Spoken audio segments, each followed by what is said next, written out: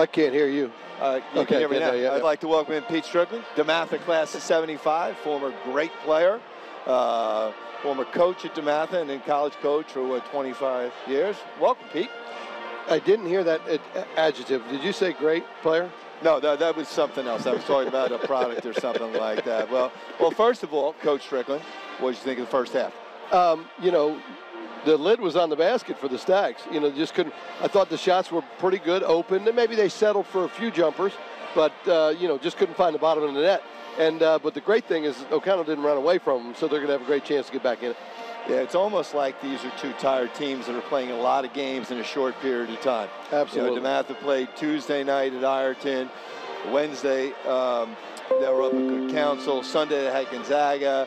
Saturday, they had McNamara here. So these guys are used to playing maybe 2 times a week, 3 times a week. This is just a different scenario here. I think they're physically tired and mentally tired. Yeah, and you can see it. I mean, those are shots that normally go down. And what do you not get when you play a lot of games? You don't get a lot of shots up. You don't get a lot of practice. And Coach Jones and Coach Wooten on both sides, they're dying to have a practice. They're dying to get their guys in and get shots up, and that's when they get sharp. Yeah, I think you go back and forth between the thing of we need some work, but we need some rest. Kind of a double-edged sword, and it's such a good league, that you got to be up for every game, and for these kids, it's hard. Yeah, it's hard.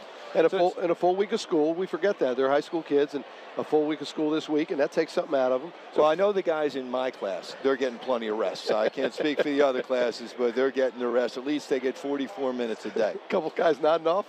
Nah. Never. They're just really, really focused. So, Pete, tell me, what's up with you? I know you're out of the college coaching thing. What are you doing day-to-day these days? Well, the biggest thing I'm doing right now is getting ready to be on the halftime of the DeMatha O'Connell game. You're actually on. Oh, that's okay. So okay. We started. Okay. I'm already ready. We're not dry running this. This is live, baby. Well, I work for myself. I have a speaker business, and basically I take what Morgan Wooten and Buck Offit and all the DeMatha educators taught me, and I put it on a different stage. Also, I've done some ESPN work in the fall.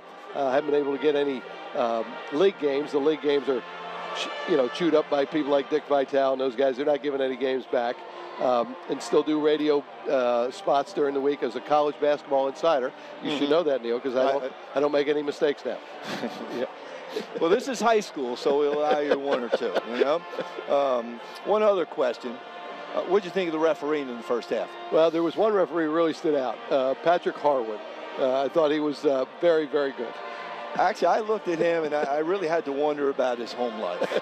Actually, we were kidding. When I met Pete up in New York, the third member of the group was Dan Harwood, longtime coach at Magruder. His son, Patrick, is one of the better referees. You'll see him refereeing on TV sometime real soon. Patrick does a great job. But the refs were good. I thought the game had a great flow to it. There wasn't a lot of physicality. Again, I think DeMatha settled for some jumpers, so there wasn't a lot of fouls that needed to be called. I don't think there was any bang-bang calls. Were there charge block calls? Maybe there was one at the end, Kellen Taylor. Right, yep. And Kellen missed both foul shots, so that really kind of wiped that away. But, I think both teams a little bit tentative, a little bit tired, and you're right. Nobody really aggressively attacking, more kind of kicking it out for threes, and it's not working so far. Yep. All right, so let's go back to DeMatha. Class of '75. I know you had your 40th reunion just back in the fall here. Do you keep in touch with a lot of those guys? Oh, absolutely. I mean, that's what DeMatha is about. It's a brotherhood, and that's a cliche, but it's true. And the 40th anniversary, by the way, was a mathematical mistake. There's no way I've been out 40 years. They're working on it. They're going to correct that. But fortunately, they don't have the camera on you, because if the camera on you, between high def and how you look, I don't know if that would work out. Get that. Yeah, some people are not ready for high def. But it was fantastic. We had everybody, not everybody back, of course, but, a really good representation. And, these are lifetime friendships. I mean, even more so than college. And it's such a special place, and particularly when I was here, and I think still, great educators here. Obviously Morgan was a great educator on the floor and in the classroom. Buck Offit, Rocco Manella, Joe Carroll, go right on to Doug Shafali, Rich Macheski. I mean, names just roll off the tongue. Brother Matthew. The Trinitarians were always so, intimately involved, as they still are. It's a great place. I'm so proud to be from it. I think all of us are, and that's why we're back. That's why we come back. It just reminds us. I'm standing with an old teammate of mine, Charlie Wiles, class of '74, football, basketball, baseball player here, and he's back in the area now for 10 years. And what does he do on a Friday night but come back here? It's a great feeling to come back. Now, Where'd you go to elementary? Before DeMatha, where'd you go to school? I was a public school student out in Montgomery County, and this was just the right place to go. So it was great. My father, thank God, was smarter than I was as a 14-year-old kid, and told me, you need to go to a great school. And part of it was basketball, obviously. He felt like my brother didn't get the coaching that he needed. My brother was a better player than I ever was, and he said, you got to go play for Morgan Wooten. And it was the best thing that ever happened to me. So you came in here as a sophomore? As a sophomore. So how was that transition? It was difficult. It was, I'd gone from I'd never been in a Catholic school before. That was a change. I'd never been in an all-boys school. That was a change. But it was good in a way in that it sobered me up and got me ready. I said, wait, I'm in a place where I need to study. There was no other things to do while I was here, in the sense that there was, obviously there's less of a social life in an all-male Catholic school, and it really made me focus on academics. The best thing ever happened to me in that regard. Did you have any doubts when you were here, like, I really want to go back to my local public school because it's easier, there's girls or whatever? Yes, for those two reasons. And yet, thank God I didn't. My parents supported that I was here and encouraged me to stay and stick it out, because the change was different. But it was a change that matured me quicker than I would have ordinarily, and it helped me achieve and accomplish the things that I did later on. Okay, I know this is a hard one to answer in a short period of time, but what was it like to play for Morgan? Neal, you coached with him longer than anybody did, so you know him as well as anyone. Nobody's a better communicator. Nobody's clear about what he expects out of you and needs from you. So you really learn how to communicate. You learn how to respond to clear communication. In the end, he's just a great teacher. One of the best teachers that you'll ever come across. And he could have been successful at anything. Could have been a successful lawyer. Could have been anything he wanted to be. Thank God for all of us that he chose to be a teacher here in Hyattsville, because that's what made us better. I've always felt that was his greatest strength. He was good on the court, but in his office, when he called you and you sat in the chair and he was opposite, and be able to figure out what was the best thing for you to be successful.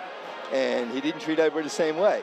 He treated everybody fairly, and he'd look and say, all right, what do I need to do for this guy? What's going to put him in position to win? Some of the most memorable practices we ever had, we didn't have many of them, but we had a couple mental practices. Remember, we had struggled, had lost a tough game, and we came out of the game, and we're coming out, and we come to practice the next day, and we come into the gym, and he says, basically, Neal, you go to that corner, Pete, you go to that corner, Jimmy, you go to that corner, Joe, you go to that corner. And he brought us in individually. What's going on with the team? And he was a great listener. For somebody who communicates so well, one of the things that he really does better than most, if not better than all, is listen. He would listen. We'd go to Lido's and different coach come in like that. It wasn't like my way or the highway. He'd listen to everything, and then he would process and say, okay, what's best for us? What was it like coaching with him? You're a player, you leave, you come back, you think you know it all, you sit down with him. What was that like? Well, you got two guys here on the court tonight that coached with him as well, and they are really good. Mike Jones here with our hometown Stags, and of course Morgan's son, Joey, with O'Connell. But you coach with him, you learn all those things that we talked about, and you see him in a different light than when you played for him. Now he's your colleague, and you can see some of the reasoning behind some of the things he did when you were a player. It enlightens you in that regard, and it instructs you. And that, again, gave me a basis to go on and be a college coach for 25 years. All right, real quick, last one. We got about 30 seconds. Last thing is, long-time DeMatha guy, you've been telling your wife about DeMatha probably till she's sick of it. Now she's here on staff. She's doing a great job in the academic research. What's it like having her a part of this DeMatha tradition now? Kind of neat, because she sees what it's about and what I felt and knew for so long. She sensed it a little bit when I was here teaching in the mid-'80s, but now she really knows it. And as a couple of administrators have already told me, we've finally got the right Strickland.